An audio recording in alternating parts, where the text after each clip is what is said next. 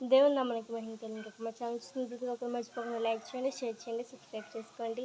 అలాగే కింద bell icon click చేయండి. దేవుడు మిమ్మల్ని ఆశీర్వదించును గాక. ఆమేన్. షలోం. మన ప్రభువుడు రక్షకుడైన యేసుక్రీస్తు నామంలో మీ అందరికీ కూడా నా హృదయపూర్వకమైన వందనాలండి. మీరందరూ కూడా ఎలాగున్నారు? బాగున్నారు కదా? మీరు సంతోషంగా ఉండాలని, దీవెనకరంగా ఉండాలని, ఆశీర్వాదకరంగా ఉండాలని ప్రభువైన యేసుక్రీస్తు నామంలో మీ అందరి కొరకు నేను ప్రార్థన చేస్తూ ఉన్నాను. ఏది ఏమైనప్పటికీ కూడా ఈ రోజుని కొన్ని నిమిషాలు దేవుని యొక్క వాక్యాన్ని మనము ధ్యానించుకుందాము. పరిశుద్ధాత్మ దేవుడు ఈ రోజుని మనందరితో ఆయన మాట్లాడుతూ ఉన్నాడు. పరిశుద్ధాత్మ దేవుడు మనందరితో ఆయన మాట్లాడుతూ ఉన్నాడు. ఆయన మాట్లాడుతూ ఉన్న దేవుడు గనుక ఆయనకు అసాధ్యమైంది ఏదీ లేదు గనుక ఈ రోజుని ఆయన మనతో అనగా వాక్యముతో ఆయన మాట్లాడుతూ ఉన్నాడు. అయితే మరి దావీదు కోసం మనము జ్ఞాపకం చేసుకున్నట్లయితే యెషయా కుమారులలో మరి 8వ వాడుగా దావీదు మనకి కనబడుతూ ఉన్నాడు. దావీదు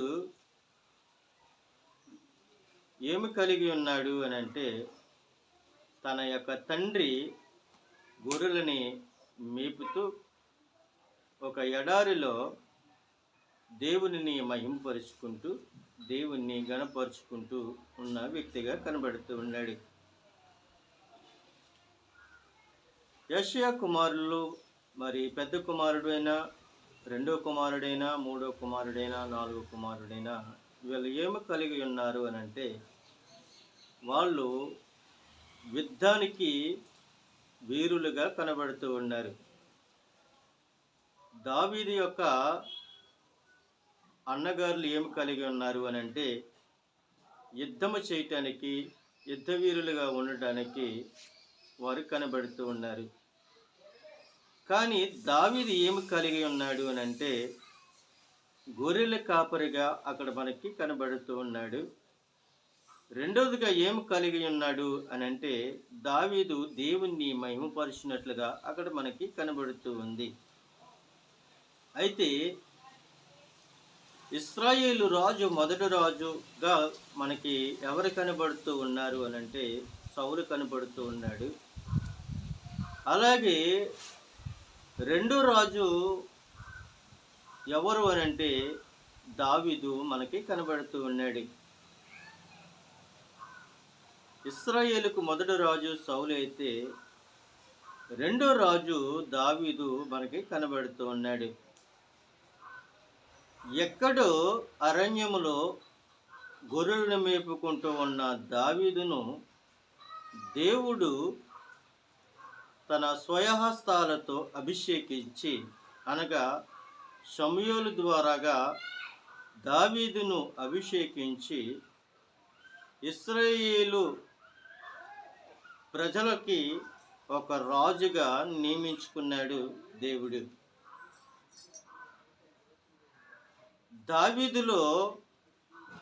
దావీదులో ఏ తబితము కూడా మనకి కనబడతలేదు. ఎక్కడ తప్పు చేశాడు అని అంటే, ఒక స్త్రీ వ్యామోహములో దావీదు మాత్రమే తప్పు చేశాడు. కానీ దావీదు జీవితంలో మళ్ళీ ఎక్కడా కూడా తప్పు చేసినట్లుగా మనకి కనిపించట్లేదు. దావీదు ఎక్కడ తప్పు చేశాడు అని అంటే, ఒక స్త్రీ పట్ల తప్పు చేశాడు తప్ప తన జీవితంలో ఇంకెక్కడ కూడా తప్పు చేయలేనట్లుగా అక్కడ కనబడుతూ ఉంది. అయితే దావీదు ఒక ఉద్దేశం కలిగి ఉన్నాడు. దావీదు ఒక ఉద్దేశం కలిగి ఉన్నాడు. ఏమి ఉద్దేశం కలిగి ఉన్నాడు అని అంటే, యెహోవాకు ఒక మందిరమును నేను నిర్మించాలి అని ఒక ఉద్దేశం కలిగి ఉన్నాడు. దావీదు ఒక సంకల్పం కలిగి ఉన్నాడు. దావీదు ఒక ఉద్దేశం కలిగి ఉన్నాడు.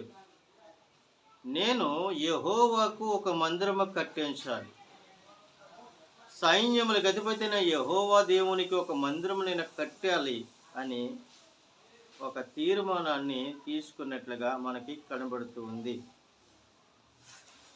అయితే దావీదు తన హృదయములోను, తన తలంపులోను, తన యొక్క ఆలోచనలోను దేవునికి ఒక నివాసము కట్టాలని, దేవునికి ఒక మందిరమును కట్టాలని ఆయన యొక్క మంచి సంకల్పము ఆయనలో కనబడుతూ ఉంది. ప్రియమైన దేవుని యొక్క బిడ్డలారా, దావీదు పట్టుదల కలిగి ఉన్నాడు. దావీదు ఒక నిబంధన కలిగి ఉన్నాడు. దేనికి నిబంధన కలిగి ఉన్నాడు అని అంటే, యెహోవా దేవునికి, పరిశుద్ధాత్మ దేవునికి నేను ఒక మందిరమును కట్టాలి అని ఆయన ఒక తీర్మానాన్ని తీసుకున్నాడు. ఎప్పుడైతే ఆయన ఒక తీర్మానాన్ని తీసుకున్నాడో, ఇది దావీదుకు మనసులో పుట్టింది. దావీదుకు ఎక్కడ పుట్టింది అని అంటే మనసులో పుట్టింది. మనసులో పుట్టింది. నేను రాజును కదా, నేను రాజుని, ఇశ్రాయేలు ప్రజలకి నేను రాజుని కాబట్టి నా ఘనత కొరకు నేను ఒక మందిరాన్ని కట్టాలి,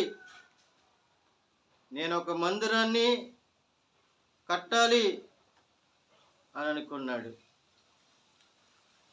ఎవరికి ఘనత కలగాలి అనంటే దేవునికి ఘనత కలగాలి, కానీ మనకు ఘనత కలగాలి అని మందిరం కట్టకూడదు. చాలామంది కూడా గృహాలు కడతారు.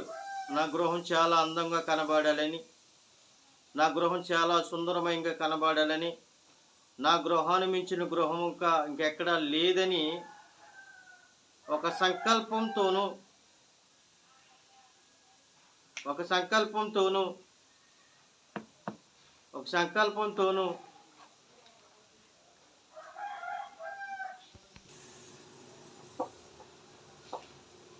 దావీదు ఏమి కలిగి ఉన్నాడు అంటే, నా ఘనతకు ఒక మందిరము కట్టాలి అని అతను ఆలోచన కలిగి ఉన్నాడు. చూడండి, చాలా మంది కూడా కొన్ని ఆలోచన కలిగి ఉంటారు. కొంతమంది కొన్ని ఆలోచన కలిగి ఉంటారు.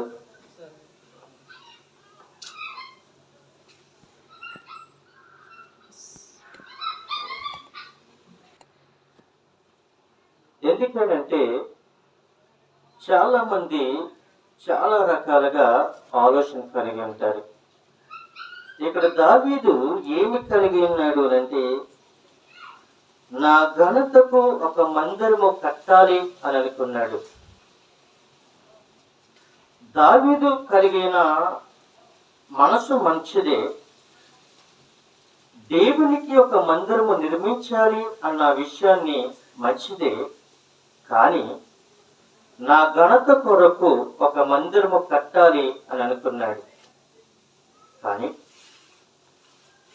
మనుషుల యొక్క ఘనత కొరకు కాదు, మనం కట్టేది. సమాజంలో కావచ్చు, ప్రపంచంలోనే కావచ్చు, ఎక్కడైనా కావచ్చు. కొంతమంది గృహాలు కడతారు. ఎలా కడతారు అనంటే, నా గృహము మించిన గృహము ఇంకెక్కడ ఉండకూడదు, నా గృహం మించిన గృహము ఇంకెవరికి ఉండకూడదు, ఎవరూ కూడా కట్టకూడదు అని ఒక తలంపు కలిగి ఉంటారు. కానీ పరిశుద్ధాత్మ దేవుడు ఆయన మనతో చక్కగా ఆయన మాట్లాడుతూ ఉన్నాడు. ప్రియమైన దేవుని యొక్క బిడ్డలారా, దావీదు ఒక ఆలోచన కలిగి ఉన్నాడు. నా దేవునికి ఒక మందిరము కట్టాలి అని అన్నప్పుడు అతని మనస్సులో ఒక ఆలోచన పుట్టగా దేవుడు అంటున్నాడు, ఏమంటున్నాడు తెలుసా? దేవుడు అంటున్నాడు, రాజైన దావీదుతో, యెహోవా నీ తాత్పర్యము మంచిదే, నీ తాత్పర్యము మంచిదే, నీ ఆలోచన మంచిది, నీ తాత్పర్యము మంచిది, నీ తలంపులు మంచివి. కానీ ఆయన అంటున్నాడు మందిరమును కట్టించకూడదు. నీ ఆలోచన మంచివి, నీ తాత్పర్యము మంచిది, కానీ మందిరము నీవు నాకు కట్టించకూడదు అని దావీదుతో పరిశుద్ధాత్మ దేవుడు మాట్లాడుతూ ఉన్నాడు.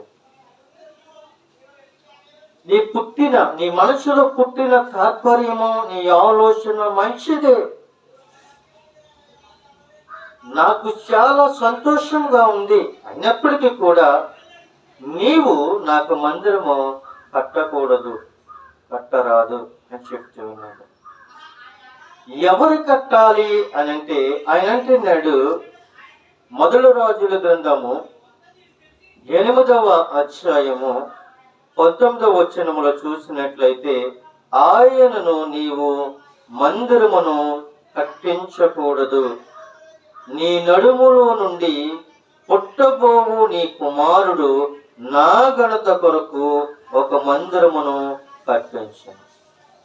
నీ నడుములో నుండి వచ్చిన, అనగా నీ గర్భంలో నుండి వచ్చిన నీ కుమారుడు మాత్రమే నా ఘనత కొరకు మందిరము కట్టాలి, గాని నీ ఘనత కొరకు నువ్వు మందిరమును కట్టరాదు అని చెప్తూ ఉన్నాడు. దావీదు దేవునికి సాదృశ్యం కలిగి ఉన్నాడు అని అంటే దేవుని మహిమపరచడానికి సాదృశ్యం కలిగి ఉన్నాడు. ఒక కాపరిగా ఉన్నాడు, ఒక రాజ్యానికి రాజుగా కనబడుతూ ఉన్నాడు. మూడోదిగా ఇక్కడ ఏం కనబడుతూ ఉన్నాడు అని అంటే యుద్ధవీరుడిగా మనకి కనబడుతూ ఉన్నాడు. యుద్ధవీరుడిగా దావీదు మనకి కనబడుతూ ఉన్నాడు. దావీదు రాజు అయినప్పటికీ కూడా, దావీదు యుద్ధవీరుడైనప్పటికీ కూడా, దావీదు ఒక గొర్రెల కాపరైనప్పటికీ కూడా ఆయన ఏమి కలిగి ఉన్నాడు అని అంటే, నా దేవునికి ఒక మందిరము కట్టాలి అని ఆయన ఒక ఆలోచన కలిగి ఉండగా పరిశుద్ధాత్మ దేవుడు అంటున్నాడు, నీ తలంపులు మంచివే, నీ ఆలోచనలు మంచివే, కానీ నీవు నాకు మందిరము కట్టరాదు అని చెప్తూ ఉన్నాడు. కట్టరాదని చెప్పి ఆయన అంటున్నాడు, నీ నడుములో నుండి పుట్టబోవు నీ కుమారుడు నా ఘనతకు ఒక మందిరమును కట్టించును. దావీదు ఏమనుకున్నాడు అని అంటే, నా ఘనత కొరకు నేను మందిరం కట్టాలి అని అనుకున్నాడు. కానీ దేవుడు ఏమనుకున్నాడు అని అంటే, నా ఘనత కొరకు దేవుని యొక్క మందిరము కట్టాలి. నీ నడుములో నుండి వచ్చిన నీ కుమారుడే నా ఘనత కొరకు మందిరము కట్టాలి, గాని నీ ఘనత కొరకు మందిరము కట్టకూడదు అని చెప్తూ ఉన్నాడు. ఎంత చక్కగా దేవుడు ఆయన మాట్లాడుతున్నాడు. చక్కగా ఆయన మాట్లాడుతున్నాడు. మనుషుల ఘనత కొరకు కాదు మనం కట్టేది, దేవుని యొక్క ఘనత కొరకు మనము కట్టాలి. మనుషుల కొరకు కాదు మనం కట్టేది. ప్రియమైన దేవుని యొక్క బిడ్డలారా, మరి యొక్క మాట మనం చూసినట్లయితే 2వ దినవృత్తాంతాల గ్రంథంలోకి మనం వెళ్ళినట్లయితే ఆయన ఒక మాట అంటున్నాడు. 6వ అధ్యాయము 6వ అధ్యాయము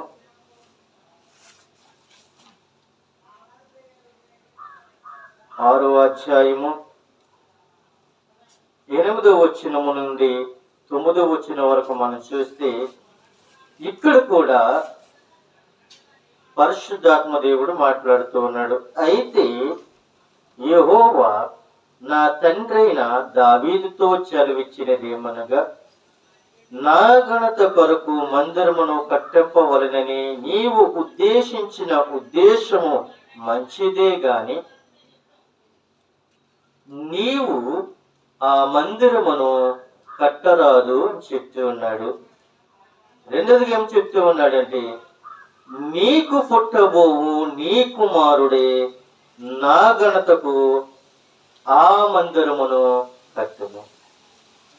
నీకు పుట్టబోవు నీ కుమారుడే, నీ గర్భములో నుండి వచ్చిన నీ కుమారుడే మందిరమును కడతాడు గాని నీవు మాత్రము మందిరము కట్టరాదు అని చెప్తూ ఉన్నాడు. చాలా మంది కూడా ఎన్నో ఆశలు కలిగి ఉంటారు. గృహాల మీద గృహాలు కట్టాలని, స్థలాల మీద స్థలాలు సంపాదించాలని, ఆస్తులు సమకూర్చాలని, నా పిల్లలు మరి తిని వాళ్ళ పిల్లలు తిని అంతవరకు కూడా ఆస్తులు సంపాదించాలి అని అనుకుంటారు. మరికొందరు ఏమనుకుంటారు అని అంటే, అనేకమైన గ్రామాలలోనూ అనేకమైన ప్రాంతాలలో మందిరాలను నిర్మించాలి అని అనుకుంటారు. వాళ్ళ ఆలోచనలు మంచివే, వాళ్ళ తలంపులు మంచివే, వాళ్ళ తాత్పర్యం మంచిదే. ఆశలకి హద్దులు లేవు.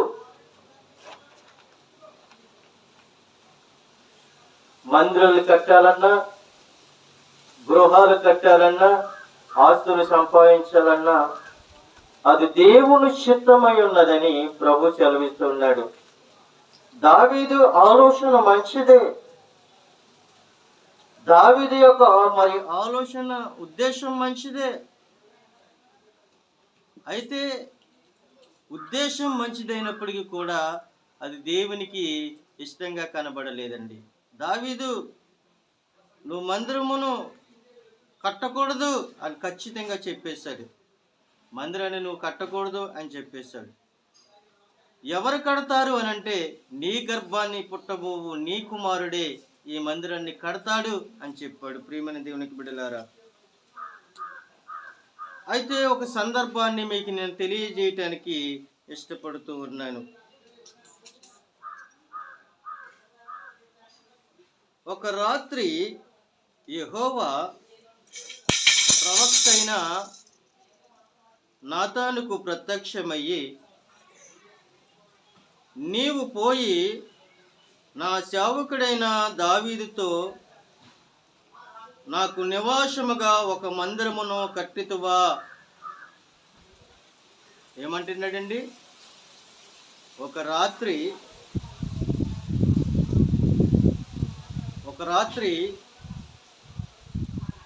యెహోవాకు ఎవరికి ప్రత్యక్షమయ్యాడు అని అంటే, నాతాను అనే ప్రవక్తకు ప్రత్యక్షమయ్యాడు. ప్రత్యక్షమయ్యిన తర్వాత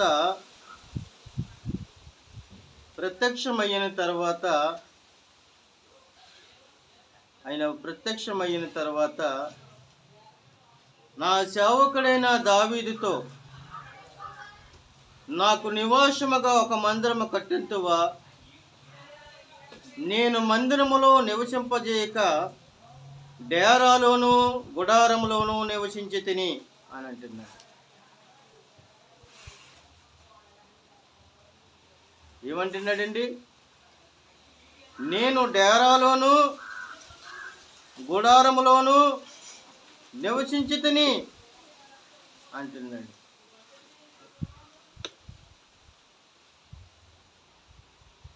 ప్రియమైన దేవుని యొక్క బిడ్డలారా, పరిశుద్ధాత్మ దేవుడు ఎక్కడ నివసించాడు అని అంటే,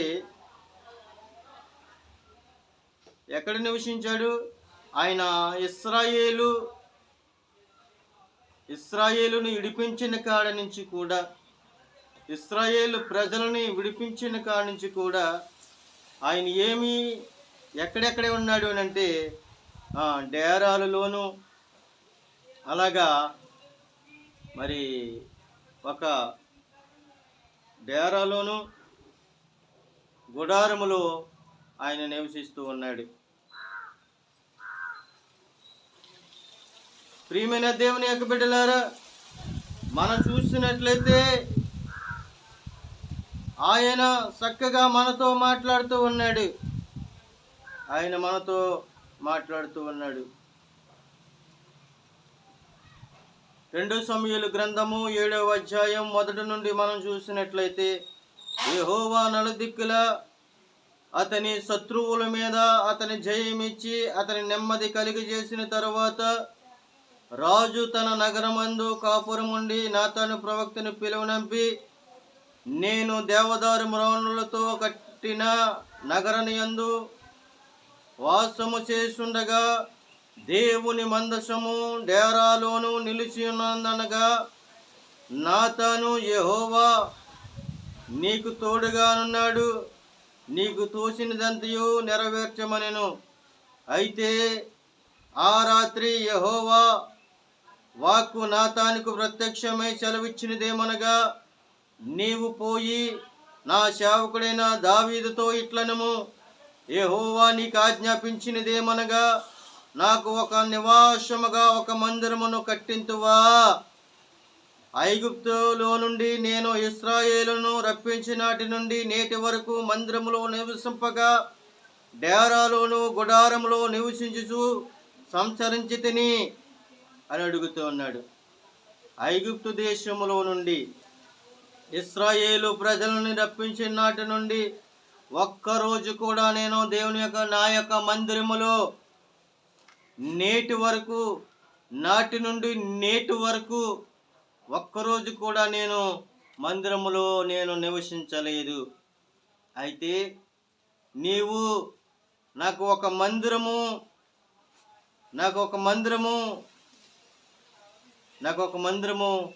నివసించగలదువా? నేను డేరాలోను గూడారములో నివసించి తిని అని అంటున్నాడు. నాకు ఒక మందిరాన్ని కట్టించగలదువా అని అడుగుతున్నాడు. అక్కడ కట్టించగలదువా అని అడుగుతున్నాడు. ప్రియమైన దేవుని యొక్క బిడ్డలారా, మనం చూసినట్లయితే ఆయన చక్కగా మనతో మాట్లాడుతున్నాడు. ఇశ్రాయేలుతో కూడా నేను సంచరించిన కాలమంతయు నా జనులను పోషించుడని నేను ఆజ్ఞాపించిన ఇశ్రాయేలు గోత్రములో ఎవరితోనైనను దేవదారు మానేనను మందిరం ఒకటి మీరు నాకు కట్టింపగా పోతిరే అని నేనెన్నడైనను అంటినా. కాబట్టి నీవు నా సేవకుడైన దావీదుతో ఎలాగ చెప్పుము, సైన్యములకు అధిపతి యెహోవా నీకు సెలవిచ్చినదేమనగా, గొర్రెల కావలులోనున్న నిన్ను గొర్రెల దొడ్డులోనున్న తీసి ఇశ్రాయేలును నా జనుల మీదుగా అధిపతిగా నియమించి తిని అని అంటున్నాడు. గొర్రెల కాపుదలలో ఉన్న నిన్ను, గొర్రెల దొడ్డులో ఉన్న నిన్ను తీసి ఇశ్రాయేలు ప్రజల మీదకి నిన్ను అధిపతిగా నియమించి తిని, నీవు పోవు చోటనల్లను నీకు తోడుగా నుండి నీ శత్రువుల మీదందరినీ నీ ఎదుట నిలవకుండా నిర్మూలము చేసి లోకములోని గనులైన వారికి పేరు నీకు కలుగు చేసి ఉన్నాను. మరియు ఇశ్రాయేలును నా జనులను ఎకను కదిలింపకుండగా తమ స్వాస్థ్యమును నివసించినట్లు దాని యందు వారిని నా పూర్వక ఇశ్రాయేలును నా జనుల మీద నేను న్యాయాధిపతులను నియమించి తిన తరువాత జరుగుసు వచ్చినట్లు దుర్బుద్ధి గల జనులను ఎక్కను వారికి కష్టపెట్టకున్నట్లు చేసి నీ శత్రువుల మీద నీకు జయమిచ్చి నీకు నెమ్మది కలుగు చేసి ఉన్నాను అని అంటున్నాడు. ప్రియమైన దేవుని యొక్క బిడ్డలారా, ఇక్కడైతే ఈ 2వ సమూయేలు గ్రంథంలో మనం చూసినట్లయితే నాకు ఒక మందిరము నువ్వు కట్టించగలదువా అని అడుగుతూ ఉన్నాడు. నాకు ఒక మందిరము నువ్వు కట్టించగలదువా అని అడుగుతూ ఉన్నాడు. కానీ ప్రియమైన దేవుని యొక్క బిడ్డలారా, ఇక్కడ చూసినట్లయితే పరిశుద్ధాత్మ దేవుడు అడుగుతూ ఉన్నాడు, నాకు ఒక మందిరము నీవు కట్టించగలదువా అని అడుగుతున్నాడు. ఎవరిని అడుగుతూ ఉన్నాడు? దావీదును అడుగుతూ ఉన్నారు. ఎవరి చేత ఈ వర్తమానం పంపించాడు అనంటే, ఎవరి చేత ఈ వర్తమానం పంపించాడు అనంటే, నాతాను అనే ఒక ప్రవక్త చేత దావీదు యొద్దకు పంపించి, నాకు ఒక మందిరము నువ్వు కట్టించుతావా? ఐగుప్తు దేశములో నుండి నాటి నుండి నీటి వరకు కూడా ఒక్కరోజు కూడా నేను మందిరములో నేను నివసించలేదు. ఎక్కడ నివసించాను అంటే డేరాలోనూ గుడారములో మాత్రమే నేను నివసించాను, కానీ నేను మందిరములో నివసించలేదు. నువ్వు వెళ్ళి దావీదుతో మాట్లాడు, దావీదుతో చెప్పు, నీవు నాకు మందిరము కట్టించగలదువా అని అడుగు అని అడుగుతూ ఉన్నాడు. కానీ అక్కడి నుండి మొదటి రాజుల గ్రంథములోనికి మనం వెళ్ళి చూసినట్లయితే 8వ అధ్యాయం 19వ వచనములు చూసినట్లయితే ఆయన అంటున్నాడు, నువ్వు కట్టరాదు, నువ్వు మందిరము కట్టరాదు, నీ నడుములో నుండి పుట్టబో నీ కుమారుడి కడతాడు అని చెప్తూ ఉన్నాడు. నీ గర్భంలోంచి వచ్చిన నీ కుమారుడే నా ఘనత కొరకు ఒక మందిరము కడతాడు అని చెప్తూ ఉన్నాడు. ప్రియమైన దేవునికి బిడ్డలారా, మనము మనుషుల ఘనత కొరకు కట్టకూడదు. ఎవరి ఘనత కొరకు మనం కట్టాలి అనేది దేవుని యొక్క ఘనత కొరకే మనం కట్టాలి. మనుషుల కొరకు మనం నిర్మించకూడదు, అది దేవుని కొరకే మనము నిర్మించాలి. మనుషులను మహిమపరచడం కొరకు మనం నిర్మించకూడదు, దేవుని మహిమపరచడం కొరకే మనము నిర్మించాలి. చాలా మంది కూడా మందిరాలలో మనుషుల ఘనత కొరకు ఏసీలు పెట్టిస్తారు, లైటింగ్ పెట్టిస్తారు, అలంకరిస్తారు. ఇది మనుషుల కొరకు అలంకరించుకునే మందిరము కాదు, మనుషులను మెప్పించే మందిరములు కాదు. ఈ రోజుల్లో ఎవరికి ఘనత కలగాలి అంటే పరిశుద్ధాత్మ దేవునికి మాత్రమే ఘనత కలగాలి, పరిశుద్ధాత్మ దేవుని మాత్రమే మహిమపరచాలి. అంతే తప్ప గాని మనుషులను మహిమపరచడము కానీ, మనుషులను ఘనపరచడము కానీ, మనుషులను అవమానించడము కాదు. కానీ ఇది కాదు మనం చేయవలసింది. నీవు దేవునికి మోకరించి ప్రార్థన చేస్తే, దేవునికి నువ్వు మోకరించి కన్నీరు విడిచి ప్రార్థన చేసినట్లయితే ఆయనే నూతనమైన ఆత్మలను పంపిస్తాడు. అతని కన్నీరు విడిచి ప్రార్థన చేస్తే నూతనమైన స్వభావం నీలోనికి దేవుడు పంపిస్తాడు. తూర్పు పరముడు ఉత్తర దక్షిణము నుండి అనేకమైన నూతనమైన ఆత్మలను నీ మందిరములోనికి ఆయన పంపిస్తాడు. ప్రార్థన చేయమని అడుగుతూ ఉన్నాను. ప్రార్థన కలిగి ఉండాలి. దావీదు అన్నాడు, నా ఘనత కొరకు మందిరము కట్టాలి అని అనుకున్నాడు. కానీ దేవుడు అన్నాడు, నీ ఘనత కొరకు కాదు, నా ఘనత కొరకు మందిరము కట్టాలి అని అంటున్నాడు. నా ఘనత కొరకు నీ కుమారుడు మాత్రమే కడతాడు. నీ ఘనత కొరకైతే నాకు మందిరము కట్టక్కర్లొద్దు అని చెప్పాడు. నీ సంతోషం కొరకు మందిరము కట్టాలి అని అంటే నాకు మందిరము కట్టొద్దు అని చెప్పాడు. నన్ను మహిమపరచడము కొరకు, నన్ను ఆరాధించడము కొరకు, నన్ను స్తుతించడము కొరకు నీ కుమారుడు మాత్రమే నా ఘనత కొరకు ఆయన మందిరము కడతాడు. ఇశ్రాయేలు ప్రజలకు మొదటి రాజు సౌలైతే, రెండో రాజు దావీదైతే, మూడో రాజు ఏమై ఉన్నాడు అంటే సొలొమోను అయి ఉన్నాడు. ప్రియమైన దేవునికి బిడ్డలారా, నా ఘనత కొరకు మందిరము కట్టిన వారు ఎవరు అని అంటే సొలొమోను. నీ గర్భంలో నుండి నాకు ఒక మందిరము కట్టాలి, నా ఘనత కొరకు మందిరము కట్టాలి అంటే నీ కుమారుడైన సొలొమోను మాత్రమే నాకు మందిరాన్ని కడతాడు. అంతే తప్ప గాని నీ ఘనత కొరకైతే నాకు మందిరము కట్టద్దు. నా ఘనత కొరకు నీ కుమారుడైన నీ గర్భంలోంచి వచ్చిన నీ నడుములోంచి వచ్చిన నీ కుమారుడు సొలొమోను నా కొరకు ఒక మందిరాన్ని కడతాడు. మొన్నటి దినాన్ని కొన్ని విషయాలు మరి సొలొమోను కట్టిన మందిరాన్ని మనం చూసాం.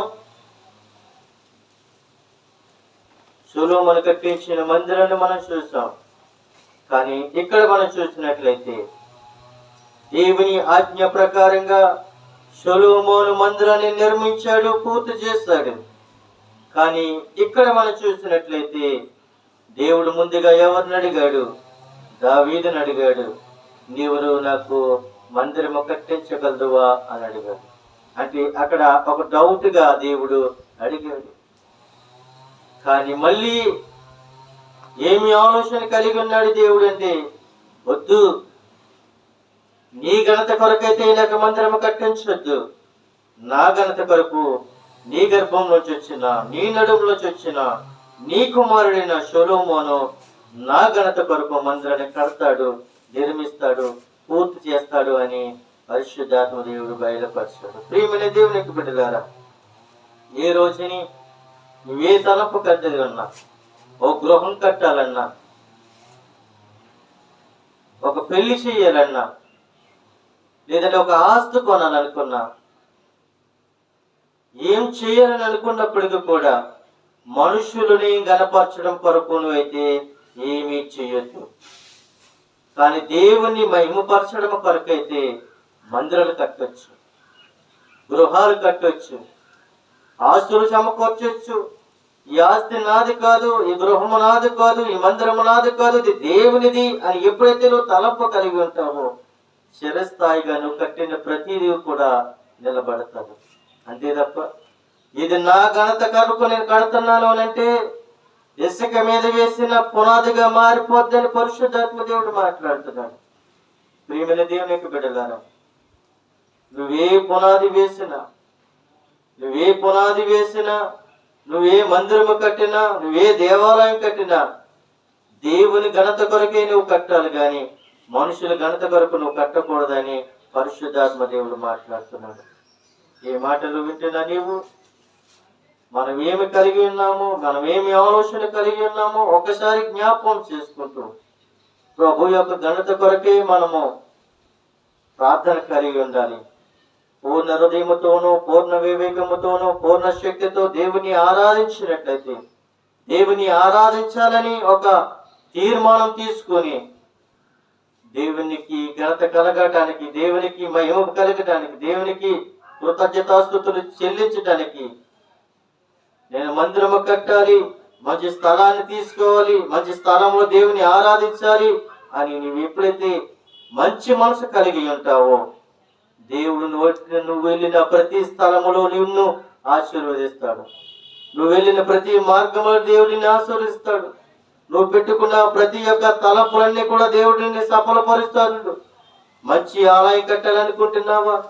దేవునికి మంచి స్థలము కొనాలనుకుంటున్నావా? దేవునికి ప్రతి మరి కృతజ్ఞతాస్తుతులు చెల్లించాలని అనుకుంటున్నావా? అది దేవునికి ఘనత చెల్లించాలి అని అనుకుంటే దేవుడు నిన్ను వర్ధులు చేస్తాడు. కానీ మనుషులని మెప్పించాలి అని అనుకుంటే మాత్రము అది వర్ధలదు అని పరిశుద్ధాత్మ దేవుడు అడుగుతూ ఉన్నాడు. ప్రియమైన దేవునికి బిడ్డలారా, దావీదు యొక్క తలంపు మంచిదే, దావీదు యొక్క ఆలోచన మంచిదే. కానీ దావీదు అనుకున్నాడు, నా యొక్క ఘనత కొరకు మందిరము కట్టాలి అని అనుకున్నాడు. కానీ దేవుడు ఏమనుకున్నాడు తెలుసా? నీ ఘనత కొరకైతే నాకు మందిరము కట్టరాదు. నా ఘనత కొరకు నీ కుమారుడు అయిన సొలొమోను అనగా నీ నడుములోంచి వచ్చిన, నీ గర్భంలోంచి వచ్చిన నీ కుమారుడే నా ఘనత కొరకు ఒక దేవాలయాన్ని నిర్మిస్తాడు అని చెప్పి అక్కడ ఆయన పరిశుద్ధాత్మ దేవుడు మాట్లాడి ఉన్నాడు. ప్రియమైన దేవునికి బిడ్డలారా, మనము ఏమి కలిగి ఉండాలంటే మంచి తలంపు కలిగి ఉండాలి, మంచి ఆలోచన కలిగి ఉండాలి, దేవుని యందు భయభక్తులు కలిగి ఉంది, దేవుని యొక్క నామము కొరకే, దేవుని యొక్క ఘనత కొరకే మనము పరుగులు తీయాలి తప్ప మనుషుల కొరకు, మనుషుల యొక్క సమాజం కొరకు, మనుషులు చూస్తారులే, మనుషులు మనం చూసి గొప్ప మందిరము కట్టాలి అని మనం గొప్పలు చెప్పుకోవడం కాదు. దేవునికి ఘనత రావాలి, దేవుని కొరకు మంచి ఘనతను తీసుకుని రావాలి. దేవునికి మంచి ఆలయం కట్టాడు, దేవునికి మంచి మందిరాన్ని కట్టాడు, దేవునికి మంచి స్థలాన్ని సిద్ధపరిచాడు. అతనికి గృహం లేకపోయినా, అతనికి స్థలము లేకపోయినా దేవునికి మంచి స్థలాన్ని కొన్నాడు, దేవునికి మంచి మందిరము కట్టాడని దేవునికి ఘనత తీసుకురావాలి తప్ప గాని నీకు ఘనత తీసుకుని రావటం కాదు.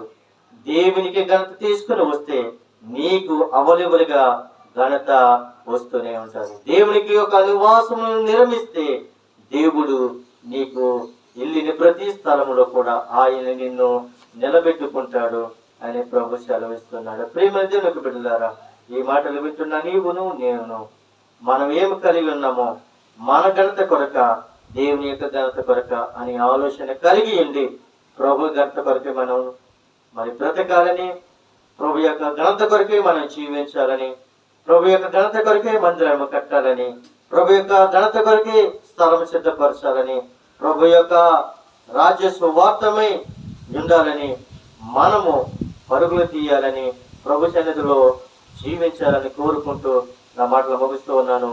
కొద్ది మాటలు దేవుడు దీవించును గాక. ఆమేన్.